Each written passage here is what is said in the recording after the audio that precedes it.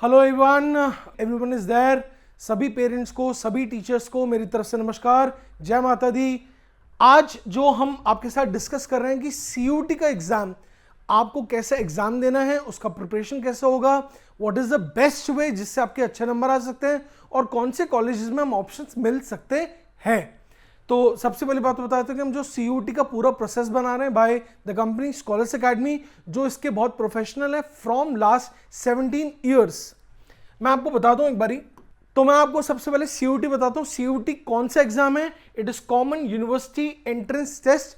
अब इन्होंने क्या किया कि पहले क्या होता था कॉलेज में, आपके जो बोर्ड के मार्क्स आएंगे उनके थ्रू आपको कॉलेज लेता था, लेकिन गवर्नमेंट ने क्या बोला, नहीं भाई, आपको एक एंट्रेंस एग्जाम देना होगा और एंट्रेंस टेस्ट में आपके जो मार्क्स आएंगे उसके थ्रू डिसाइड करेंगे आपका कौन सा कॉलेज होगा।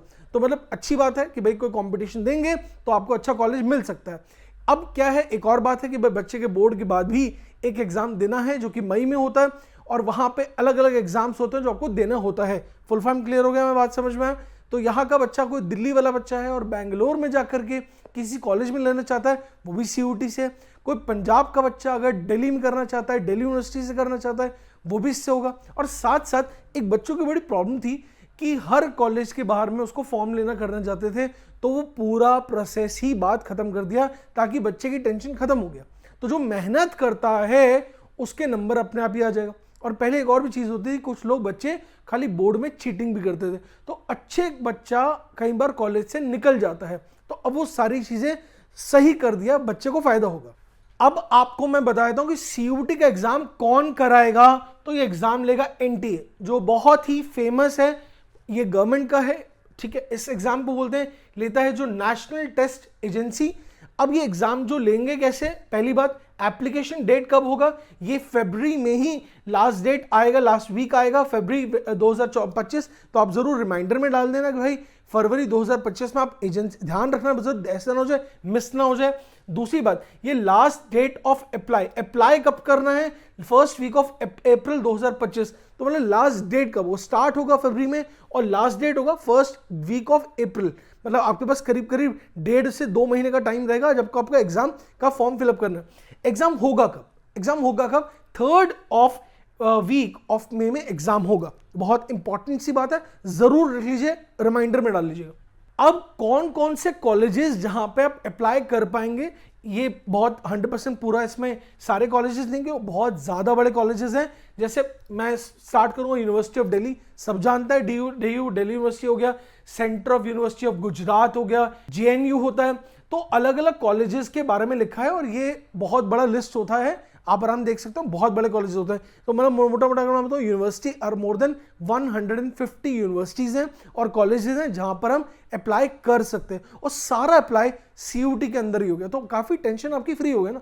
पहले जब क्या होता था, आप डीयू के लिए अलग करते थे, फिर जेएनयू का अलग करते थे, तो आपके पास टेंशन बच्चे के पास बहुत होता। तो गवर्नमेंट ने बड़ा अच्छा काम किया, बहुत अच्छी चीज है, सब कुछ एक ही बीच में कर दिया सीयूटी। और एक बात मैं आपको बता दूं कि गवर्नमेंट ने बता रखा, अभी चल रहा 2025 साल, 2 साल, 3 साल में सिर्फ एनटीए में 3 एग्जाम्स होंगे। एक होगा जेई जो कि इंजीनियरिंग का है, एक होगा नीट का और तीसरा होगा सीयूटी। इसके बाद कोई भी एग्जाम होगा ही नहीं, ये मैं आपको अभी बता रहा हूं पहली बात, कि और कोई एग्जाम ही नहीं होगा। तो जो वैल्यू ऑफ सीयूटी बहुत बड़ी होगी। मैं आपको एक एग्जाम बताता हूं कि कितने बच्चों ने एग्जाम दिया था सीयूटी में। मैं आपको बताता हूं एक बात में, अराउंड 13,47,000, मतलब मोटा मोटा 13.5 लाख बच्चों ने ये एग्जाम दिया था। तो मैं आपको बता दूं कि जब सारे हमारे एग्जाम सीयूटी के थ्रू एग्जाम आएंगे, तो जितने भी बच्चे हैं वो जेई का एग्जाम देते हैं, तो एक बैकअप मतलब एक सेकंड ऑप्शन लेना जरूरी है, तो वो भी देंगे सीयूटी का एग्जाम। और उसमें करीब 15 से 16 लाख बच्चे दे रहे हैं, तो वो 17 लाख बच्चे सीयूटी का एग्जाम देंगे। एक सेट लेना पड़ा होगा, एक बैकअप रखना होगा। फिर नीट के एग्जाम 25 लाख तो अभी दे रहे हैं, वो भी बैकअप देंगे करने के लिए, वो भी सीयूटी के थ्रू होगा। अब मान लेते हैं कि कुछ बच्चे कॉमन होते हैं, कॉमन मतलब वो जेई का भी एग्जाम देते हैं, नीट का भी होता है, तो ऐसा मान लेते हैं कि 3 से 4 लाख बच्चे वो करते हैं। आप कैलकुलेट कर सकते हैं, अप्रोक्सीमेटली 35 लाख स्टूडेंट्स कंबाइंड होते हैं जो जेई नीट का एग्जाम देते हैं। और फिर वो बच्चे होते हैं जो आर्ट्स वाले होते हैं, जो कॉमर्स वाले बच्चे होते हैं, आप मोटा मोटा उनको मिला के समझ सकते हैं 1 करोड़ से ज्यादा बच्चे, 1 करोड़ से ज्यादा बच्चे 2 साल या 3 साल में ये एग्जाम देना स्टार्ट कर जाएंगे। तो मतलब कोई छोटी बात नहीं, it's going to be very big thing. JEE और नीट से बड़ा काम है इसका, जहां पे 1 करोड़ से ज्यादा बच्चे 3 साल में या ये एग्जाम देने चलेगा, तो कंपटीशन ह्यूज होगा। तो जो बच्चे छोटे हैं, है ना, जब बच्चे 9-10 के बच्चे, मैं उनको बोलूंगा भाई थोड़ा सा प्रिपेयर करना बेटर है। कौन कौन से चैप्टर, कौन कौन से टॉपिक होते हैं जो स्कूल्स में जनरली वो नहीं होता, उसको बोलते हैं रीजनिंग। मैं अभी बताऊंगा आपको रीजनिंग, और उसके बहुत बड़ी टेंशन होती है बच्चों को। मैथ्स आता है, साइंस आता है, फिजिक्स होता है, केमिस्ट्री होता है, मतलब बायोलॉजी होता है, कॉमर्स होता है, लेकिन रीजनिंग वाली बात किसी को समझ नहीं आता। दूसरी बात, आप कॉमर्स पढ़ते हो, आर्ट्स पढ़ते हो, वो बच्चा ऑब्जेक्टिव टेस्ट नहीं करते, उनको ऑब्जेक्टिव टेस्ट के बारे में ज्यादा पता नहीं होता। वो सब्जेक्टिव क्वेश्चन जरूर करते हैं, लिख लिख के बड़ा करते करते भाई। लेकिन अगर आपके सीबीएसई में मार्क्स आ गया 95% मार्क्स, तो भाई क्या होगा, आपको सीयूटी का एग्जाम अच्छा रिजल्ट आएगा, तभी अच्छा कॉलेज हो पाएगा, और वो ऑब्जेक्टिव है। तो मतलब इसका बात है कि आपको सब्जेक्टिव तो लिखना सीखना जरूरी है, तो उसी के हिसाब से आपको ऑब्जेक्टिव क्वेश्चंस को भी सॉल्व करना जरूरी है। तो ये नॉलेज है, सिंपल सी बात है। अब मैं आपको बता देता हूं कि यहां पर जो हमारे पास क्या क्या चीजें 3 होती हैं, क्या क्या एग्जाम होता है। तो होता है पहली चीज लैंग्वेज। लैंग्वेज मतलब इंग्लिश, हिंदी, और भी होता है मराठी, वो सब भी होता है। लेकिन देखिए स्कॉलर्स की जो स्पेशलिटी, जो चीज़ पता है, हमें इंग्लिश आता है, तो इंग्लिश को हम ट्रेनिंग करते हैं, सिखाते हैं, हमारा टीचर्स होंगे जो ट्रेन करते हैं इसके बारे में। आने वाले सही में हम हिंदी भी पढ़ा देंगे, और हो सका अच्छा होगा तो हम आगे जाके मराठी और बाकी वो भी हम करा सकते हैं, लेकिन फिलहाल हम इंग्लिश कराते हैं, ठीक है। और उसमें इंग्लिश में क्या क्या चीज़ है वो आपने लिखा होगा कि ग्रामर और कॉम्प्रिहेंसिव। फिर बात है डोमेन। डोमेन का मतलब है सब्जेक्ट्स कौन से देने, यानी कि 12th के सिलेबस कौन सा है। वो बात एनसीईआरटी से है। उसमें जो साइंस के बच्चे देते हैं वो आते हैं फिजिक्स, केमिस्ट्री, मैथमेटिक्स यानी पीसीएम। फिर बच्चे होते हैं फिजिक्स, केमिस्ट्री, बायोलॉजी, पीसीबी। अब उसमें वो भी बच्चे हैं जिनको शायद उतना ध्यान नहीं देता, वो होता है कॉमर्स और आर्ट्स के बच्चे। बहुत सारे आर्ट्स के लिए तो उनको लगता है ये कोई कंपटीशन तो एग्जाम देगा नहीं, लेकिन भाई ऐसा है कि जो सीयूटी का एग्जाम देना है तो आर्ट्स वाले बच्चे को भी ऑब्जेक्टिव के टेस्ट देने हैं। उस टॉपिक को बोलते हैं डोमेन, दिस डोमेन, ठीक है, डोमेन। तो डोमेन इज, वो भी आपका एग्जाम है, तो डोमेन भी आपको ऑब्जेक्टिव टेस्ट में करना है। जो पीसीएम वाला बच्चा है, पीसीबी वाला बच्चा, तो कोई ना कोई ऑब्जेक्टिव टेस्ट किए होते हैं। कॉमर्स के भी थोड़े बहुत करते हैं, जिनको मतलब सीए का कोर्स करना, एग्जाम देना है, वो थोड़ा बहुत कमी होती है। आर्ट्स वाले को तो कोई बात ही नहीं करता, ना कोई पूछता भी नहीं। लेकिन भाई ऐसा है कि अगर आपको मान लो कुछ कॉलेज लेना, अच्छा कॉलेज करना है, तो ये सब कुछ पीसीएम, पीसीबी यानी साइंस और कॉमर्स और आर्ट्स में सब चीजें आपको स्पेशलाइज करना पड़ेगा, तभी आप इस एग्जाम को क्वालिफाई कर सकते हैं। फिर बात जर्नल टेस्ट, जो मैं इसका बोलता हूँ रीजनिंग, उसको बोलते हैं जीटी, जर्नल टेस्ट। उनमें क्या क्या चीजें हैं जो आपको आना चाहिए। जनरल नॉलेज, जिसमें कि वो टॉपिक्स जो कभी यूजुअली पढ़ाता नहीं है। फिर करंट अफेयर, जो अखबार में नहीं पढ़ते हैं, जो खास नहीं देखते। आप इंस्टाग्राम देख सकते हैं, लेकिन करंट अफेयर आप नहीं देखते हो। भाई इसके एग्जाम आते हैं, उसके क्वेश्चंस आते हैं, भर के आते हैं, और यहीं पे आप जब एग्जाम देने चाहते हो, यहीं पे बहुत बड़ी घपला दिखता है। वहीं सबसे बड़ा आपके मार्क्स डिक्रीज कर देते हैं। मतलब आप मान लो आपका इंग्लिश बहुत अच्छी है, हालांकि कई लोगों की इंग्लिश भी बहुत कमजोर होती है, मान लेते सब्जेक्ट होंगे, ठीक है, अगर 3 में से 2 सब्जेक्ट कमजोर हो गए, आपको अच्छा कॉलेज के बहुत कम चांसेस हो पाएंगे, कॉलेज मिल पाएगा, स्पेशली जो टॉप कॉलेजेस नहीं मिल पाएगा। उसको इंपॉर्टेंट समझिए करंट अफेयर। अब क्या करंट अफेयर आप रोज अखबार पढ़ना होगा? नहीं यार, जो उसके स्पेशलाइज लोग हैं, जो प्रोफेशनल हैं जैसे हम, उनको पता है कि कौन से टॉपिक्स आ सकते हैं एग्जाम में, वही क्वेश्चन टॉपिक वो आपको सिखा देते हैं। वो याद भी हो रहा था, साथ साथ लॉजिक भी बताते हैं, और लॉजिक के साथ साथ एक स्टोरी बताते हैं। एक स्टोरी के थ्रू बता देंगे तो आपको याद हो जाएगा। अब मैं आपको खाली बोर कराऊंगा तो आपको लगेगा यार ये मतलब कैसे याद होगा। एक स्टोरी बना दो, एक कहानी बता दो, कहानी में आपको सब याद हो जाएगा, और वहां का क्वेश्चन आएगा, वहां सॉल्व कर दोगे, बल्ले बल्ले, बढ़िया बात है। 4 नंबर आ जाएंगे, 5 नंबर आता है भाई, 5 नंबर आ जाएंगे। फिर जो बात, अगली बात है जर्नल अवेयरनेस।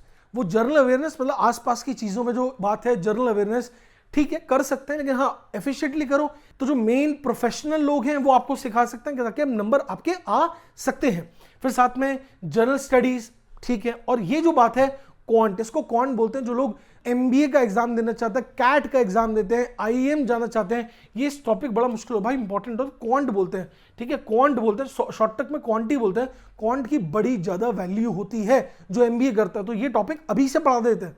उसमें दो फायदे होते हैं कि पहली बात तो थोड़ा सा एप्टीट्यूड बढ़ जाता है ना, आप चाहे साइंस का बच्चा है, चाहे आप कॉमर्स का बच्चा है, आर्ट्स वाला बच्चा, आगे चल के कभी बच्चा एमबीए करना चाहता है, उसको क्वांट में अच्छे नंबर आ जाएंगे तो आप मास्टर्स जब करने चलेंगे आपके नंबर अपने आप ही आ जाएंगे, ठीक है। उसके अच्छे क्वेश्चंस होते हैं, अच्छे क्वेश्चंस के ट्रिक्स होते हैं, मतलब करीब 8 से 9 ट्रिक्स होती हैं, वो सिखाना पड़ता है, टेक्स वेरी इंपॉर्टेंट थिंग।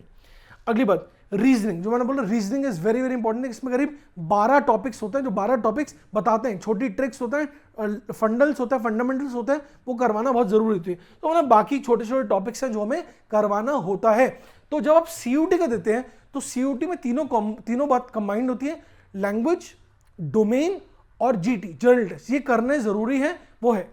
हालांकि एक और बात मैं बता दूं कि कुछ ऐसे बच्चे होते हैं, जैसे मान लो साइकोलॉजी कर रहे हैं, साइकोलॉजी बच्चों को ये रीजनिंग यानी जनरल टेस्ट की जरूरत नहीं होती, तो कुछ कुछ टॉपिक्स में जीटी की आवश्यकता नहीं होती, लेकिन वो बहुत ही कम लोग होते हैं जिनको जीटी की आवश्यकता नहीं होती। आप जितने ऑप्शंस कम करोगे तो वो कॉलेजेस के जो ऑप्शंस भी कम हो जाएंगे। आप समझ रहे, मान लो आपने बोला कि मुझे दिल्ली यूनिवर्सिटी में सिर्फ साइकोलॉजी पढ़ना है, वहां जीटी की जरूरत नहीं, क्योंकि साइकोलॉजी में जीटी की जरूरत ही नहीं। तो ऐसे फिर आप मान लो अगर जीटी नहीं करते हो तो आपके पास सारे जो कॉलेजेस के ऑप्शन बहुत कम हो जाएंगे। तो मेरी तो आपको एक सजेशन है कि आप तीनों चीज करो, बाद में आप डिसाइड कर लो कि हाँ ठीक मुझे ये लेना है, लेकिन पता चला आपने एग्जाम छोड़ दिया, बाद में आपके तो अच्छा मुझे तो यार बीकॉम ऑनर्स लेना है, बीकॉम ऑनर्स देना चाहते हो कि मुझे चार्टेड अकाउंटिंग करना है, फिर वो बोलेगा नहीं भाई आपके हाथ से निकल गया, आपने फॉर्म नहीं दिया, अब आप जीटी नहीं किया, आप वहां से बाहर हैं।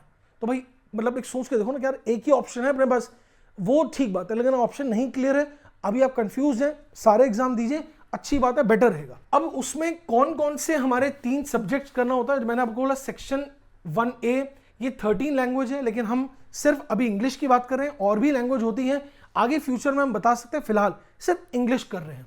फिर आगे सेक्शन 1B हो गया, उसमें 20 लैंग्वेज है, वो भी इंक्लूडिंग है, लेकिन फिर वही बात हम इंग्लिश कराते हैं, ये वाली बात है।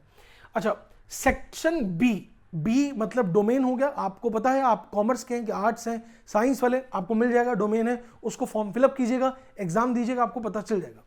सेक्शन 3 में जनरल टेस्ट हो गया, जनरल टेस्ट में आपको बता दिया क्या क्या चीजें हैं, उसके ट्रिक्स होते हैं, ऑब्जेक्टिव होता है।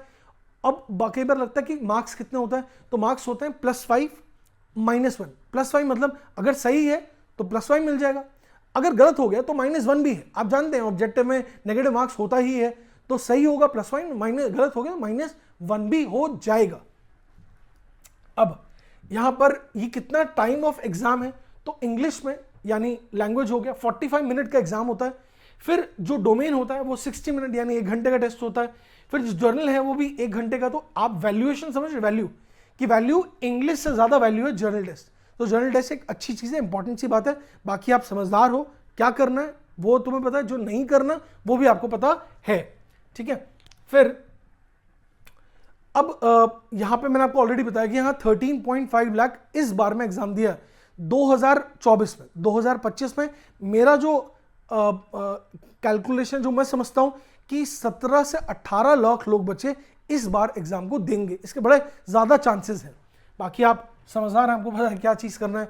अब मैं आपको बता दूं कि हम जो क्लासेस बनवा रहे हैं वो कोई नॉर्मल तरीके से नहीं कर रहे हैं, हम प्रिपेयर जो करा रहे हैं वो कुछ अलग, इसको एक अलग तरीके से करा रहे हैं। पढ़ाने वाले बहुत टीचर हैं, बहुत अध्यापक है, बहुत सारे टीचर पढ़ाते हैं, लेकिन this is done with 3D video, 3D method से पढ़ाते हैं। ये 3D मेथड इंडिया में अकेली कंपनी यानी स्कॉलर्स एकेडमी जो इस तरीके को बना रहे हैं, ऐसा इंडिया में कोई नहीं कर रहा। मैं आपको एक बार प्ले करूंगा, आपको आइडिया लग जाएगा कैसे हम करा रहे हैं। लेट्स सी, देखिए जैसे आपको एक आइडिया लग जाएगा कि हाउ इज इट डन। आप 2 मिनट देखिए।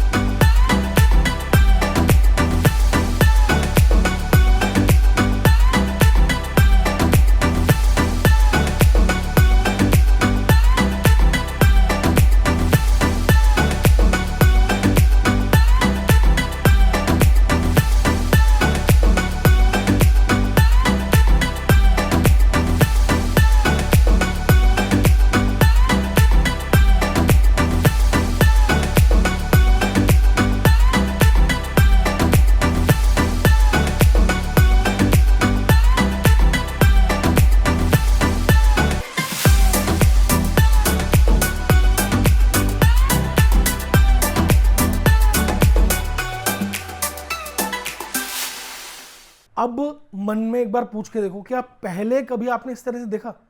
आपको 1 मिनट में एक समझ में आ गया यार आज से पहले कभी कोई लेक्चर या कोई भी हमने डोमेन की बात समझ में नहीं आई। इसलिए मैं आपको बता रहा हूं, कब जब देखेंगे तो समझ में आएगा क्या फर्क है। ये बहुत बड़ा चेंज है यार। आपके अगर आपने अभी से देखना स्टार्ट कर लिया, मैं समझ सकता हूं कि आपके मार्क्स जो भी बोर्ड का एग्जाम आ रहा है वहां पर एटलीस्ट 10 से 20% का इंक्रीज आएगा, ये मेरी गारंटी। आई एम टू श्योर, क्योंकि हमारे जो टीचर्स ने इसके ऊपर मेहनत किया, जो इस मेथड को बनाने का तरीका है, ये 3D वीडियोस बनाने का तरीका, भाई इसमें बहुत टाइम लगा, बहुत मेहनत। मतलब यहां से हम लोग 1 साल से एफर्ट कर रहे हैं, 1 साल से कर रहे हैं। और किस लिए? कि हमारे जितने बच्चे इसको देख रहे हैं उनके मार्क्स इंप्रूव आ जाए। तो हमारा एक ही बात है यार कि जितने बच्चे हैं पूरे इंडिया में, उन सबके कुछ कंपटीशन में आगे जीत जाएं, जो इस पार्ट देख रहे हैं, जो इस लेवल को देख सकते हैं, इन वीडियोस को देख रहे हैं, इन क्लासेस को देख रहे हैं, उनका मार्क्स और परफॉर्मेंस बेटर हो। आपको जो कॉलेज करना चाहते हो उस कॉलेज मिल जाए यार, बस ये मेरी बात है। आप बात समझिए यार कि आज अगर आपने स्टार्ट कर दिया और आपके मार्क्स बोर्ड एग्जाम में 15% मार्क्स बढ़ गया तो नुकसान है, फायदा है यार। आप पूरे साल भर पढ़ रहे हैं किसी ट्यूशन सेंटर या कोई स्कूल में पढ़ रहे हैं, किसी टीचर से पढ़ रहे हैं, अभी उन्होंने कभी ऐसे दिखा नहीं, तो आप एक जो विजन आ रहा है, एक विजुअल दिख रहा है, वो उसका 3D मेथड, वो लॉजिक बहुत नेक्स्ट आएगा, इट्स नेक्स्ट लेवल। ठीक है, हमारे यूट्यूब में कुछ क्लासेस हम डाल देते हैं, आप उनको देख भी सकते हैं, आपको आइडिया लग जाएगा। ठीक है, नाउ लेट्स अंडरस्टैंड कि अब इसकी क्या कॉस्टिंग है। अब कहने वाले लोग कह सकते हैं कि भाई आप इतना बढ़िया बना रहे हैं, इतना बढ़िया चीज़ पढ़वा रहे हो, तो थोड़ा महंगा बना लें। तो मुझे लगा कि यार ऐसा इतना कॉस्टली ना करें, हर बच्चा, पूरी भारत में कोई बच्चा अफोर्ड कर सकता है ताकि उसको बेनिफिट हो सकता है। तो हमने बहुत डिसीजन करके ऐसा बनाया कि काम करते हैं कि हर बंदा अफोर्ड कर सकता है, कोई गाँव का बच्चा हो, जो शहर का बच्चा हो, जो रिच हो, जो थोड़ा एवरेज बंदा हो या पुअर फैमिली होगा, वो बंदा अफोर्ड कर सकता है इसको।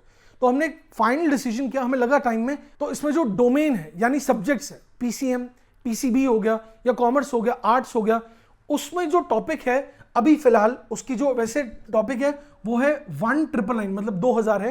लेकिन अभी कुछ टाइम तक के लिए, सिर्फ कुछ टाइम तक, जितनी सीट्स हमारे पास अवेलेबल है उन सीट्स के लिए, क्योंकि हमने एक लिमिट डाला हुआ है कितने बच्चों को ही इस बैच में लेना है, एक लिमिट है, इस बैच के बाद हम नहीं लेंगे, तब तक हमारे पास कॉस्टिंग करा 1499 यानी 1500 रुपए, 1499 रुपए, 1499 रुपए यानी 1499, 1500 रुपए में ये कॉस्ट है, जिसको पूरी तरह से आप डेट सकते हो, आप इनफाइनाइट टाइम दे सकते हो, 10 बार 20 बार आप देखें। फिर आएगा GT, जर्नल टेस्ट, जिसके बहुत सारे ट्यूशन सेंटर्स में आफ्टर द बोर्ड एग्जाम वो खुद ही बोलते हैं कि हम कोई टीचर ला सकते हैं बाहर से, स्पेशलाइज्ड टीचर, और बोलते हैं कि GT की एग्जाम कराएंगे वो स्पेशलाइज्ड टीचर जो एक्सपर्ट टीचर है।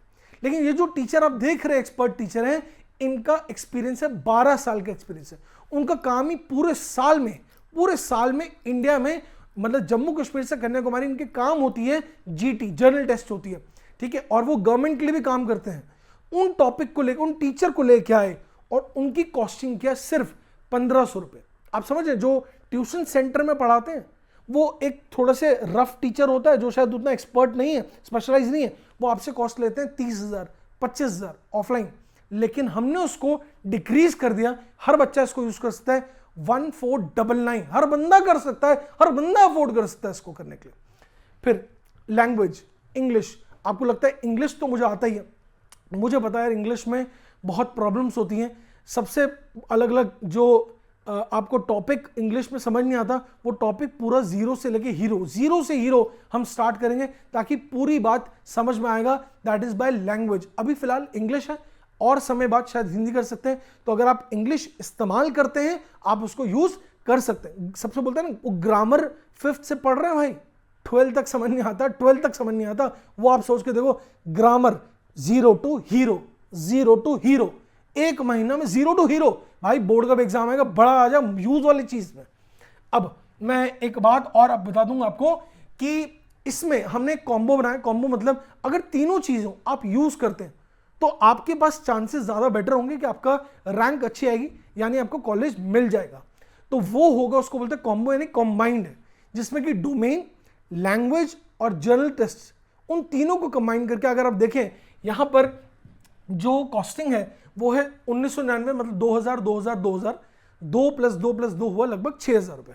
हमने क्या किया कि यार हर बंदा अफोर्ड कर सकता है, हर बंदे को सोचने की जरूरत नहीं होगी कि पेरेंट्स से मम्मी से ज़्यादा परेशान नहीं होगा, शायद पूरे 1 महीने की सैलरी डालना पड़ेगा। हो सकता है कोई बंदा कुछ कमज़ोर हो गया, कुछ प्रॉब्लम होगी, तो हमने उसको कॉम्बाइन को कॉम्बो बोल दिया कि 6000 को कम करके, उसको हटा करके भारत के लिए, एक एक बच्चे के लिए हमने कर दिए 3000 रुपये, यानी 50% कर दिया। 50%, कुछ लोग डिस्काउंट देते हैं 15-20% होता है, भाई 50 कर दिया यार, आधा कर दिया कि आप अफोर्ड कर सकते हैं, ताकि वो बच्चे का रिजल्ट आए, कॉलेज मिलेगा यार।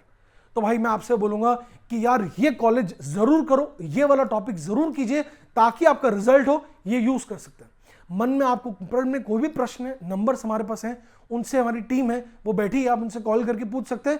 ये हो सकता है कि बहुत ज्यादा भीड़ है कॉलेज, बहुत ज्यादा लोग का मतलब इसमें उनका क्वेश्चन आ रहा है, तो हो सकता है थोड़ा वेटिंग में होगा, आप समझ लीजिएगा, आपको शायद कॉल बैक कर लेंगे तो दोबारा कॉल कर सकते हैं।